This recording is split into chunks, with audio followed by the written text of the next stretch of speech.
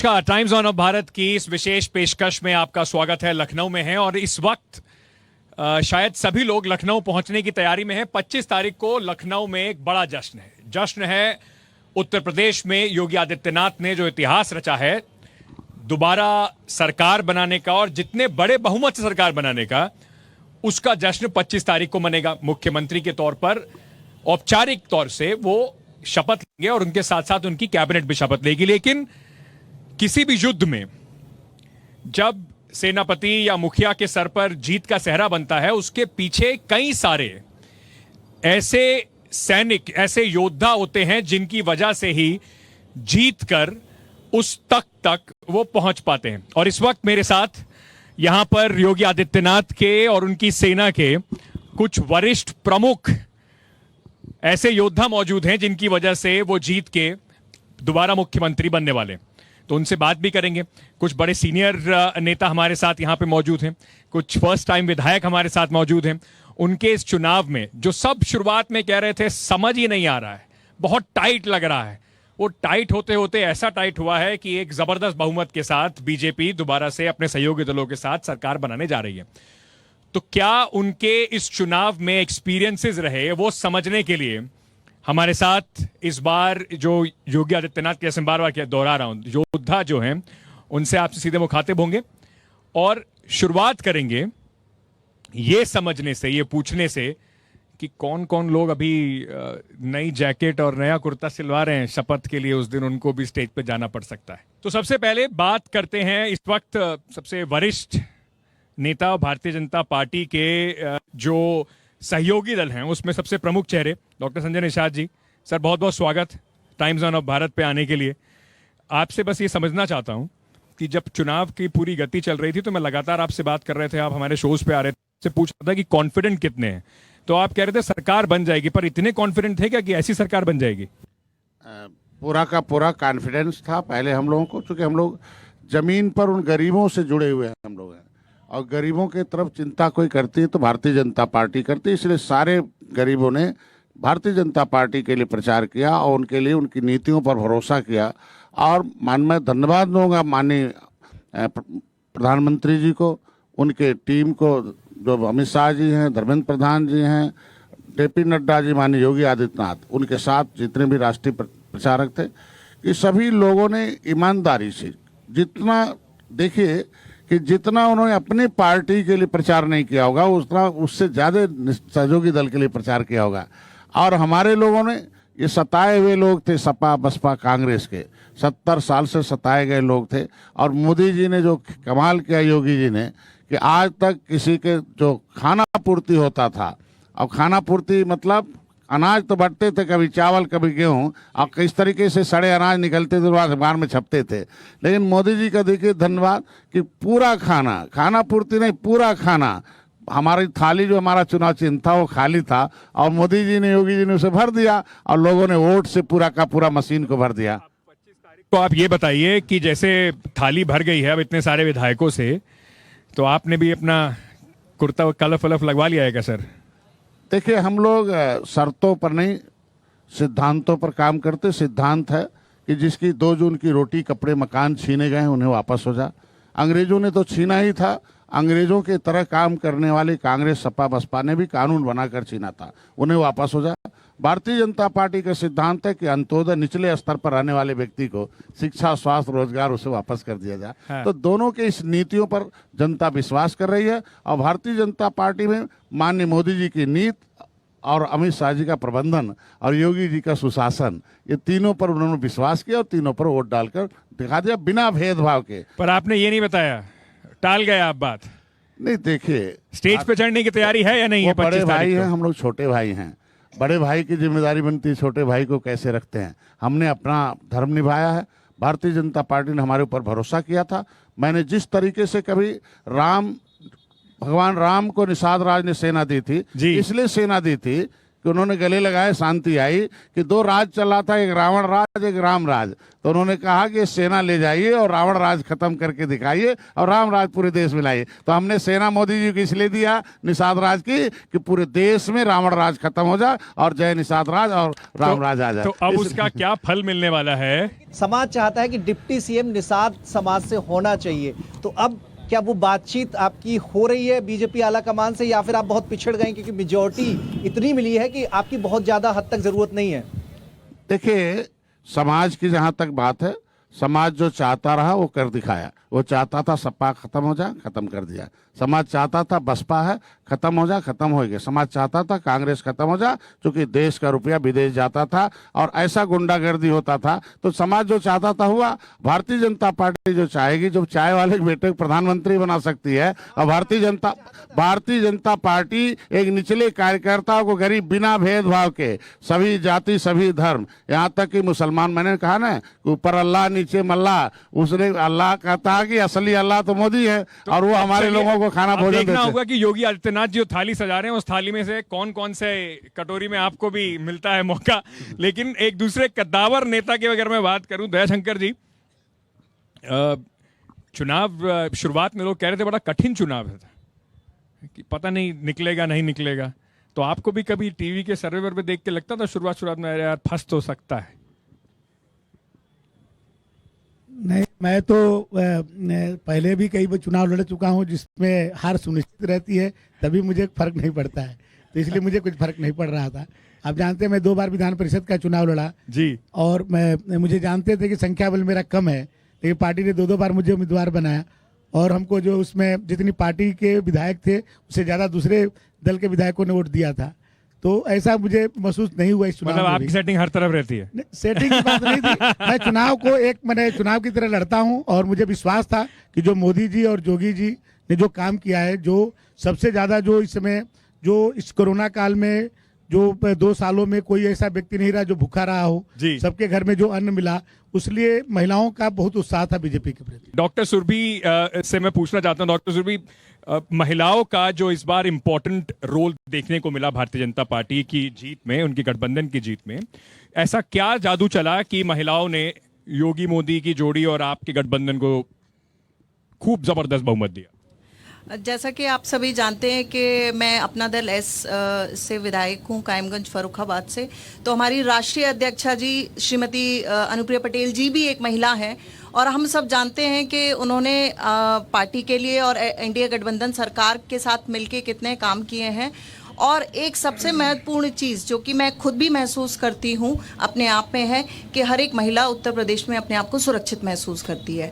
तो जो भी योजनाएं सरकार की आती हैं उससे हर किसी को लाभ मिलता है, लेकिन अगर एक बेटी और महिला अपने आप को सुरक्षित समझती है तो वो प्रदेश अपने आप से ही उत्तम प्रदेश बन जाता है।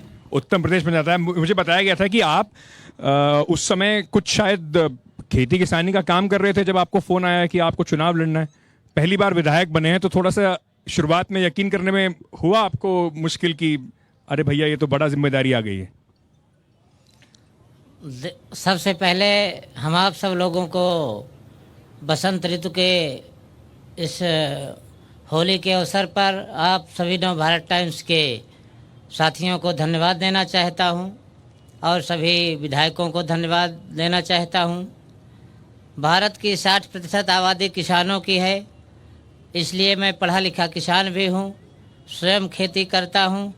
उस समय मैं आलू की सिंचाई करवा रहा था, गेहूं की भी सिंचाई करवा रहा था, जिस समय मुझे एक किसान परिवार के बेटे को सामाजिक न्याय की मूर्ति बहन अनुप्रिया पटेल जी ने ये मौका देने का अवसर दिया। मुझे बड़ी खुशी हुई। मतलब आलू और बाकी खेती होते होते वोटों की खेती में भी आ गए आप? जी जी जी, किसान ही तो देश का असली शासक है। मिट्टी लगे हाथों से घर वालों को बताया कि अरे फोन रख के विधायक बनने वाले हैं या चुनाव लड़ेंगे, तो किसी को यकीन हुआ? उन्होंने कहा काहे आप सपने जबरदस्ती के? ये तो बता दिया ना कि मुझे कभी सपने में भी नहीं सोच रहा था कि मुझे विधायक होना है, टिकट ही मिल जाएगा। मुझे ये भी नहीं विश्वास था कि मुझे टिकट मिलेगा।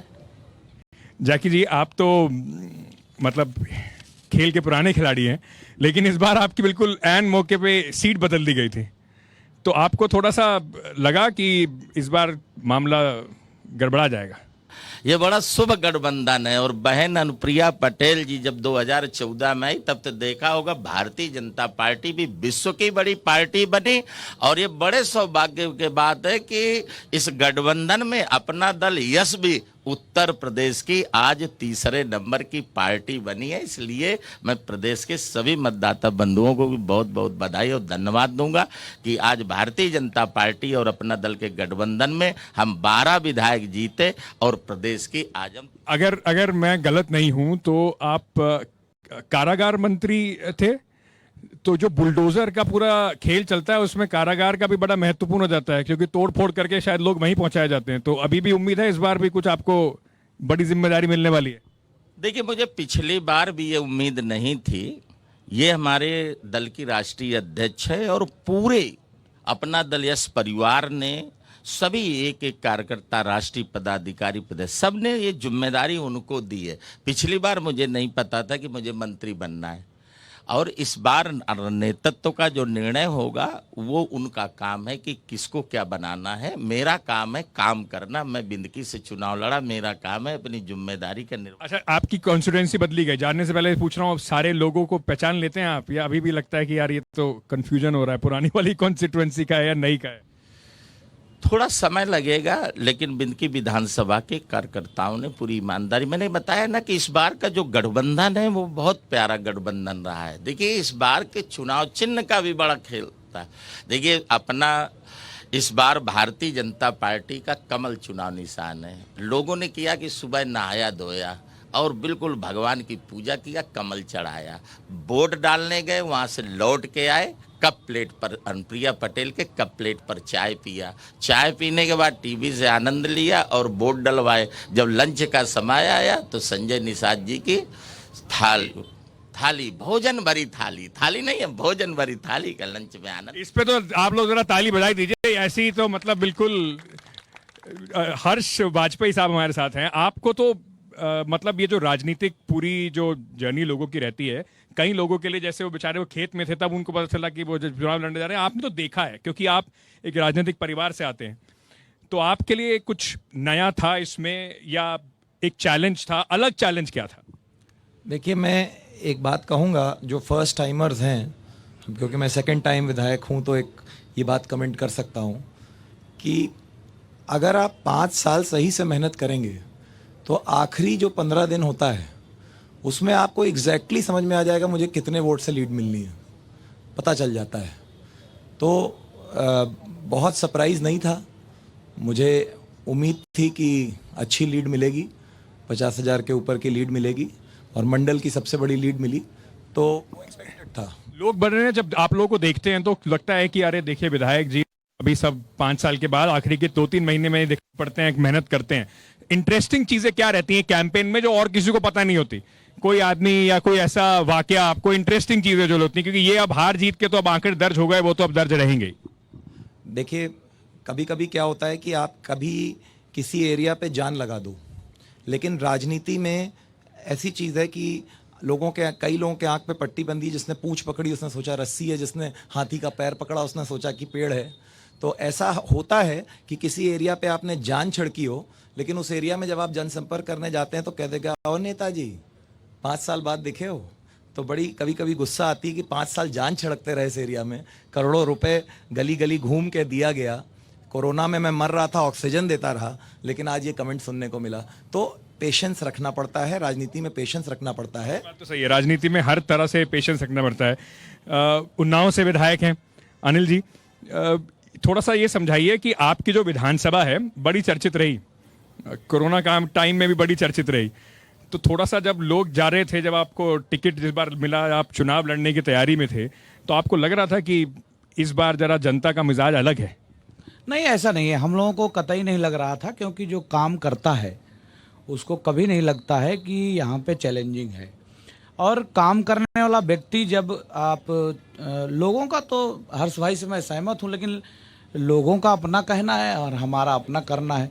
तो जब हम काम करते हैं तो जो जज करता है वो देखता है कि ये कैसा काम कर रहा है। बाकी तो मुझे लगता है कि हर कोई संतुष्ट नहीं हो सकता है आपसे। पर क्या सच में अब क्योंकि आप लोग जीत गए हैं तो आप लोग बड़े आराम से कह सकते हैं देखिए हमें तो पहले ही पता था, ये तो अब जनता को कहने में हो ही जाता है, लेकिन कभी भी पूरे चुनाव में ऐसा लगा कि ये गोटी फंस रही है बॉस? नहीं, देखिए ऐसा है, ये तो चुनाव है, तो चुनाव में तो आप कभी नहीं कह सकते हैं कि हम एकदम पास हैं। ये जज करने वाले लाखों टीचर हैं, तो अब कौन सा टीचर कहाँ से आपको नंबर देगा, इस पे तो आप कैसे कह सकते हैं कि आप जीत रहे हैं। बट मेहनत की जाती है, और मेहनत करके, क्योंकि मैं पिछली बार जब सुनामी थी मोदी जी की, तब मैं बीएसपी से लड़ा था और तब भी मैं 1 लाख वोट पाया था। तो अब की तो स्वयं हम लोगों के संरक्षक, अगुआ, इस देश के गरीब कमज़ोरों के अभिभावक जब हमारी विधानसभा में कदम रख दिए, तो मुझे तो ऐसा पता चलता है कि मोदी जी हमारे ऐसे नेता हैं कि ऊसर में भी चले जाएं तो कमल खिल जाए। तो वहाँ तो पूर्वा थी तो खिल गया, हम लोग वहाँ पहुँचे और अब की जीत दर्ज किया, इसलिए आपको बहुत। आदर्श मेरे सहयोगी भी सवाल एक पूछना चाहते हैं। आदर्श, राजेंद्र मौर्य जी आपसे है, आप प्रतापगढ़ सदर सीट से जीत कर आते हैं और खुशकिस्मती या जो भी कह लें कि मैं भी उसी सीट से हूँ। आपने कृष्णा पटेल को हराया है, अपना दल के भी कुछ विधायक हैं, इन्हीं की पार्टी के जो मुखिया हैं उनकी माता जी हैं कृष्णा पटेल। प्रतापगढ़ में कहा जाता है कि बाहर के लोग आकर चुनाव बहुत लड़ते हैं और आपका चुनाव लड़ने का जो समय रहा है वो बेहद कम रहा है, बहुत कम समय में आपने चुनाव लड़ा है। कृष्णा पटेल के सामने क्या चुनौती रही, क्योंकि कहा जाता था कि कृष्णा पटेल एक तरफ प्रतापगढ़ में उतारा गया है, दूसरी तरफ उनकी बेटी पल्लवी पटेल को सिराथू में उतारा गया, क्या चुनौती लग रही थी आपको? मैं अपने शीर्ष नेतृत्व को बहुत बहुत धन्यवाद देता हूं कि एक कार्यकर्ता को उन्होंने उस पर भरोसा करके पार्टी ने मैदान में उतारा था और हमारे पूरा चुनाव कार्यकर्ता ने ही लड़ा। एक एक कार्यकर्ता, हमारे अभिभावक, नौजवान साथी पूरे तन्मयता के साथ पूरे क्षेत्र में घूमते रहे और ये कह लीजिए 14 साल का हमारा वनवास भी इसी दौरान खत्म हुआ। पार्टी को सफलता मिली, संयोग से कुछ सीटों पर जो सफलता हमको मिली थी नहीं मिली। पर जब आपको पहली बार बताया गया कि आप चुनाव लड़ेंगे और आपके सामने इतनी कद्दावर नेता हैं, तो आपको लगा नहीं कि ये यार ये बलि का बकरा बनाने के लिए मैं ही मिला था क्या? नहीं नहीं, ऐसा कुछ भी नहीं। मैं संयोग कह लीजिए कि हम दोनों लोग साथ ही नामांकन किए, वो हमारी माता हैं, मैंने उनके चरण स्पर्श किया, उनसे आशीर्वाद लिया। महिलाओं के लिए कितना, क्या जो पुरुष प्रतिनिधि हैं उनसे ज्यादा मुश्किल होता है महिला प्रतिनिधियों के लिए चुनाव, या सबके लिए बराबर बराबर खेल है? थोड़ा सा अपनी परिचय भी दे दीजिए और मुझे बताइए। देखिए, महिलाओं के लिए तो कोई भी काम वो नहीं होता है, हर काम कर सकती है, क्योंकि नारी शक्ति बहुत मजबूत होती है। नारी शक्ति अगर चाह ले तो हर काम कर सकती है, चाहे जितना भी मुश्किल काम हो। तो आपको नहीं लगता कि आपके लिए थोड़ा ज़्यादा मुश्किल होता है, पुरुष जो आपके साथी हैं उनके लिए थोड़ा सा कंपैरेटिवली आसान होता है? नहीं, देखिए, काम पर विश्वास रखना चाहिए। अगर हम काम करते हैं कार्यकर्ताओं के बीच में तो अपने ऊपर विश्वास होता है कि अगर हम जनता के पास हम गए हैं और हर वक्त पे हमने टाइम दिया है तो जनता जनार्दन हमको पूरा सपोर्ट करेगी। और जी, विधायकों का सब उत्तर प्रदेश में ना बहुत बात होती है, और ये शब्द क्योंकि मैं दिल्ली में रहता हूं तो जब आता हूं तो यूपी में मैं नए नए सीख लेता हूं, मुझे बड़ा मजा आता है बोलने में। रौला होता है विधायकों का, रौला। तो जब आप जीत गए हैं तो विधायकों का रौला जैसी फीलिंग आती है क्या? देखिए, विधायकों की सबसे बड़ी जिम्मेदारी होती है जनता की सेवा करना।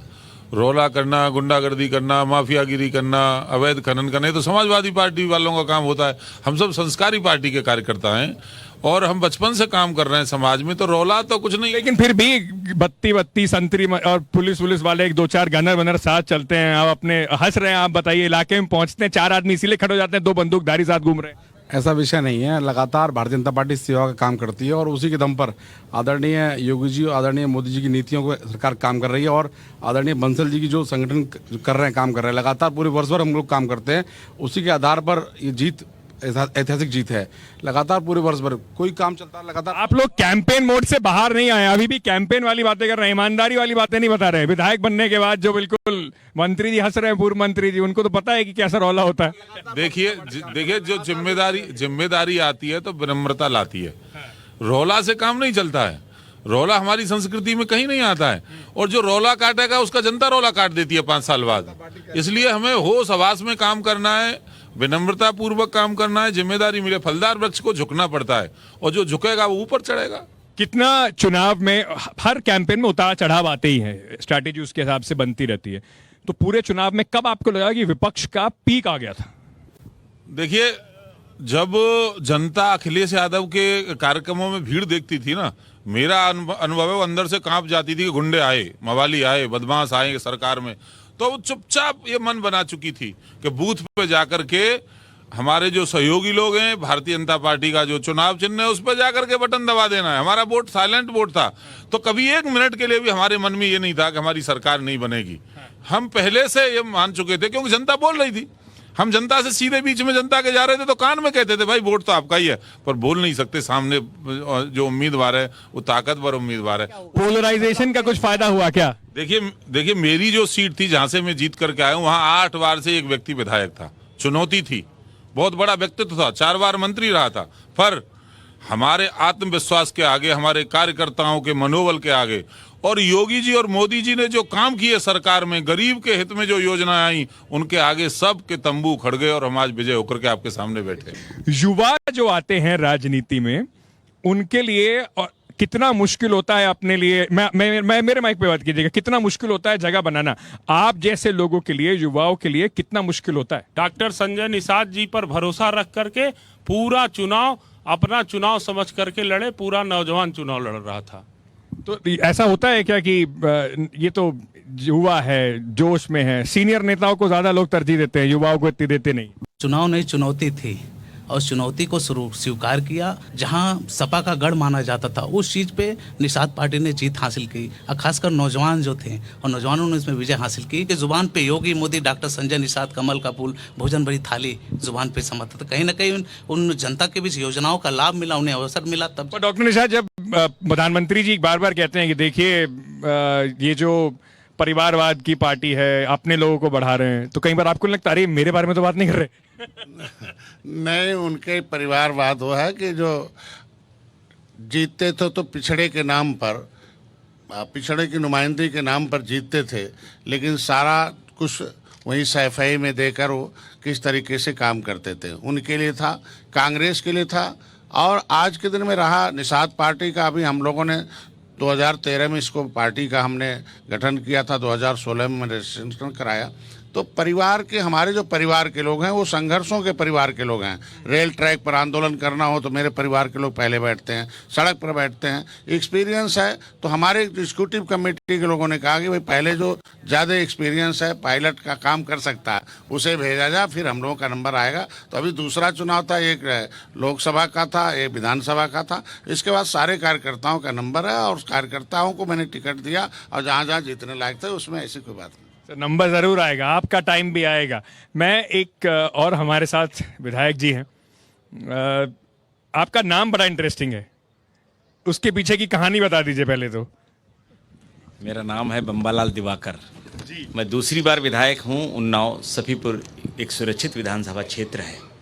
मेरा जन्म स्थान बम्बई है। माँ बम्बा देवी के आशीर्वाद से मेरे माता पिता को मेरा जन्म हुआ, और उन्हीं का लाल बोल के मेरा नाम बम्बालाल रखा गया। अयोध्या एक ऐसी सीट थी जिसके बारे में बड़ी बात की जा रही थी। अयोध्या के बारे में तरह तरह के कयास भी लगाए जा रहे थे। बोला जा रहा था कि राम के नाम पे जो भारतीय जनता पार्टी गाना चला रही है, राम की नगरी में ही उनका पत्ता साफ हो जाएगा। पर पहली बार विधायक चुन के आके डॉक्टर साहब ये बताइए, ऐसा होता था कि कभी किसी कोई आए इलाज करवाने के लिए, कहते थे हाँ तुम्हारी नब्ज तो ठीक है पर वोट हमें ही देना? देखिए, मैं प्रोफेशनल से MBBS डॉक्टर हूँ। मैं सरकारी नौकरी में था, मैं लोहिया में था, डॉक्टर राम मनोहर लोहिया में। इसके पहले नेशनल अर्बन हेल्थ मिशन में मेडिकल ऑफिसर था करीब 1.5 साल। मेरे पिताजी स्वर्गीय श्री मुन्ना सिंह चौहान जो पहले सिंचाई मंत्री थे, उनके निधन के बाद राजनीति में आया, और 2017 से अब तक मेरी माताजी श्री शोभा सिंह चौहान जी विधायक थी। भारतीय जनता पार्टी एक ऐसी पार्टी जिन्होंने युवाओं को आगे बढ़ाया। हमने 5 साल क्षेत्र में काम किया, हमने 5 साल भ्रष्टाचार के खिलाफ लड़ाई लड़ी क्षेत्र में। मोदी जी कहते हैं व्यक्ति से बड़ी पार्टी होती है और पार्टी से बड़ा देश होता है। चलिए, बहुत बहुत शुभकामनाएं, आपको बधाई। सुभाष जी, मैं आपसे ये पूछना चाहता हूं, एक जब बड़ा गाना प्रचलित था आप लोगों की कैंपेन में, उसका एक लाइन उसमें आता था, मोदी योगी जय श्री राम। तो समाजवादी पार्टी वाले कहते थे कि राम को भी 30 नंबर पे कर दिया इन्होंने। नहीं ऐसा नहीं है। राम तो तीसरे नंबर पर तो कभी थे ही नहीं, और राम कभी तीसरे नंबर पर हो भी नहीं सकते हैं।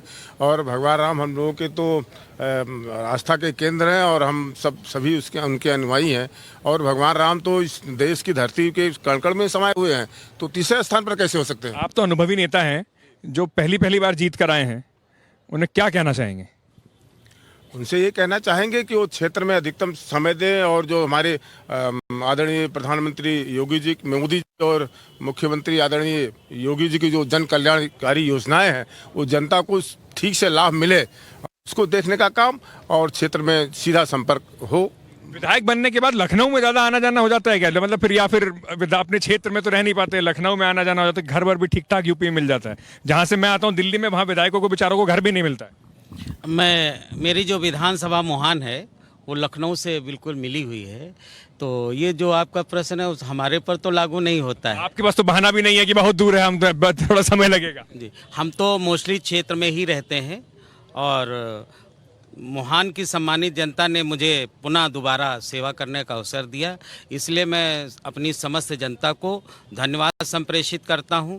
और हमारी जो सरकार की मूल बातें थी, योजनाएं थी, सुरक्षा और विकास के नाम पर जो गांव, गरीब, किसान, मजदूर के बारे में भारतीय जनता पार्टी का जो कॉन्सेप्ट है, उसी का परिणाम है कि बड़े बहुमत से प्रदेश में दोबारा पूज्य योगी आदित्यनाथ के नेतृत्व में सरकार बन रही है। इसलिए मैं अपने शीर्ष नेतृत्व को और प्रदेश दोबारा विधायक बनने के बाद मंत्री बनने के चांस बढ़ जाते हैं क्या? ऐसा कुछ नहीं है। हम भारतीय जनता पार्टी के निष्ठावान कार्यकर्ता हैं। पार्टी जो दायित्व किसी कार्यकर्ता को देती है तो उसका निर्वहन होता है। सब लोग यही जवाब क्यों देते हैं कि कार्यकर्ता है? सबका इच्छा भी तो होती होगी। हम आज जो भी जिस रैंक पे मैं हूं, मुझे भी लगता है अगले साल प्रमोशन होगी तो बढ़ जाएगा, तो विधायकों को क्या ऐसा लगता ही नहीं है? मंत्री बनने का मन तो करता ही होगा। नहीं, लेकिन ये तो अपने नेतृत्व का निर्णय है, मुख्यमंत्री की अपनी उसका अपना अधिकार है कि अपने नहीं, देखिए हर आदमी को इच्छा होती है अच्छा काम करने के लिए, और जो कार्यकर्ता होता है उसको ये लगता है कि जो भी उसको मिलेगा उसको सही ढंग से करेगा। आपकी भी तो इच्छा होगी। देखिए, सबसे बड़ी इच्छा है सेवा।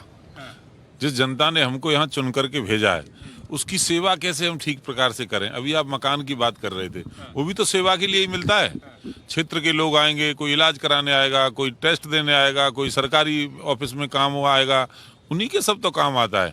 विधायक कितना रहता होगा लखनऊ में आकर के? महीने में 2 दिन 4 दिन। तो बेसिकली हम सबका काम तो सेवा करना ही है। सरकार की योजनाओं को ठीक से वहां लागू हो, इसका मॉनिटरिंग करना, यही तो काम है विधायक का। और मन की जहां तक बात करेंगे तो महत्वाकांक्षा राजनीति में रहनी ही चाहिए, नहीं तो काम कैसे करेगा व्यक्ति? आपकी क्या महत्वाकांक्षा है? जो जिम्मेदारी मिलेगी व्यक्ति को उस पर। नहीं तो महत्वाकांक्षा बता दीजिए। अब विधायक बना दिया ना पार्टी ने, कौन सोच सकता था कि सामान्य परिवार से आकर? जनता ने बनाया या पार्टी ने? पार्टी ने टिकट दिया, जनता ने वोट दिया है, दोनों के सामंजस्य से विधायक बन गए, अब आगे काम करेंगे। सामान्य कार्यकर्ता को भारतीय जनता पार्टी ने मौका देकर विधायक बना दिया, बड़ी बात है। और ये भारतीय जनता पार्टी में संभव है कि सामान्य कार्यकर्ता विधायक बन गया यहाँ, इसीलिए सब लोग कार्यकर्ता हैं। सब कार्यकर्ताओं की भी तो इच्छाएं होती हैं। मैं बार बार इसीलिए पूछता हूँ, जैसे आप लगता ही होगा कि और बेहतर सेवा कर पाएंगे अगर मंत्री बन जाएंगे। कार्य के आधार पर पार्टी निर्णय लेती है, और कार्य के आधार पर ही पार्टी अवसर देती है। जिसका जैसा कार्य होता है उसे अवसर मिलता है। आपको लगता है कि इस बार किस किस का आपकी पार्टी में से अवसर लगने वाला है? कार्य के आधार पे अवसर जिसको लगना होगा, सामाजिक समीकरण और पार्टी की अपनी जो व्यवस्था होगी। चुनाव के बाद जब आप लोग अपने विरोधियों से मिलते हैं तो कैसा रहता है कि आओ चाय वाय पियो, या फिर रहता है अरे तुमको दिखा दिया या मतलब कैसा रहता है? प्रतिद्वंदिता कैसी रहती है? मुस्कुरा दिया? देखिए, विरोधी तो अभी मिले नहीं जब से परिणाम आया है। क्या बात कर रहे हैं? तो सामने पड़े नहीं हमारे विधानसभा के विरोधी। अब वो मिलेंगे तो फिर देखा जाएगा कैसा उन्हें लगता है, कैसा हमें लगता है। नहीं तो आपको कैसा लगता है, आप ही बता दीजिए। नहीं, अभी देखिए, अभी तो मैं पहली बार जीता चुनाव, और अभी विरोधी मैंने कहा कि अभी सामने पड़े नहीं, तो अब अगर कोई ऐसा परिस्थिति आती है सामने पड़ेंगे तो फिर जब सर्टिफिकेट मिलता है तब यकीन होता है विधायक बन गए, मतलब या अभी भी थोड़ा सा लग रहा है कि यार ये तो अभी तक तो भाषण देने पड़ रहे थे, विधायक बन गए आज? नहीं, देखिए, जब जनता के बीच में थे और जिस तरीके से जनता का आशीर्वाद मिल रहा था, उसी समय लग रहा था कि अब हम विधायक बनने जा रहे हैं। अच्छा जी। तो उसके बाद पहले वाले आप और अब वाले आप में कुछ फर्क आया? नहीं, कोई फर्क नहीं आया है, पहले जैसे थे आज भी वैसे आपके सामने। हाँ, जिम्मेदारी का दबाव तो बढ़ ही जाता है, जिम्मेदारी के साथ साथ सर। लेकिन जो जैसे सीनियर नेताओं से जब बातें होती हैं तो आप सलाह क्या देते हैं? जो आपके साथ बैठे हुए हैं, पहली बार चुनाव लड़ रहे हैं, तो आप क्या सलाह देते हैं? हम यही सलाह देंगे कि आप जो है मतलब क्षेत्र में रहिए, लोगों को जैसा कि जनता के आकांक्षाओं पर उतरिए। जो डबल इंजन सरकार चल रही है मोदी योगी जी के नेतृत्व में, उस कार्यक्रम को आगे बढ़ाने के लिए आप काम करिए। यह मेरा सभी लोगों से अनुरोध है। और सर्वप्रथम मैं आपके चैनल को धन्यवाद देता हूँ कि आपने आदि गंगा माँ गोमती के तट पर यह कार्यक्रम किया। इसके लिए आप बहुत बहुत साधुवाद के पात्र हैं। और हम अपने राष्ट्रीय अध्यक्ष डॉक्टर संजय निषाद, जिनके सौजन्य से मुझे आपसी सहमत के आधार पर मुझे टिकट मिला है, और मेरी विधानसभा 189 सदर जयसिंहपुर है, जिसका इतिहास रहा है जिस पार्टी के विधायक जीतता है उसी से सरकार बनती है। ये तो आपके मतलब इस बार के सबसे बड़े मैस्कॉट यही हैं, वो इस बार जीते हैं, सरकार इसीलिए बन रही है, वरना खेल के पकड़ हो जाता। ये बताइए कि जैसे चुनाव में सबसे ज्यादा मुश्किल चीज कैंपेन में क्या रहती है? हम लोगों को तो बाहर दिखाई पड़ता है, देखिए नेताजी हाथ हिला रहे हैं, बस भाषण दे रहे हैं, पर सबसे मुश्किल क्या रहता है? मुश्किल काम ये होता है कि जनता को विश्वास दिलाना कि आप जीत रहे हो, और ये विश्वास दिलाने के लिए आपका नेतृत्व, आपके कार्यकर्ता और आप स्वयं जब सक्षम होंगे तो विश्वास दिला पाएंगे।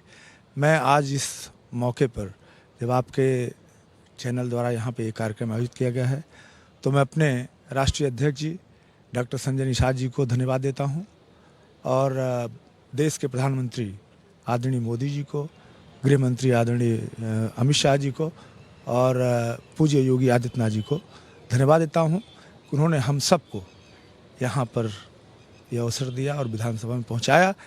और मुझे लगता है कि ये चुनाव जो था, ये मेरे लिए तो बहुत कठिन चुनाव था। मैं पिछले 2 चुनाव लगातार दूसरे स्थान पर रहा मेहदौल विधानसभा से, और मेहदौल विधानसभा में मुझे इस बार तो लगता ही नहीं था कि मुझे टिकट मिलेगा, लेकिन मैं आदरणीय अपने राष्ट्रीय अध्यक्ष जी को धन्यवाद देता हूं कि उन्होंने मेरा हाथ पकड़ा 2019 ये बताइए, जैसे मैं उनसे पूछ रहा था, जो 2 चुनावों में अगर कोई दूसरे नंबर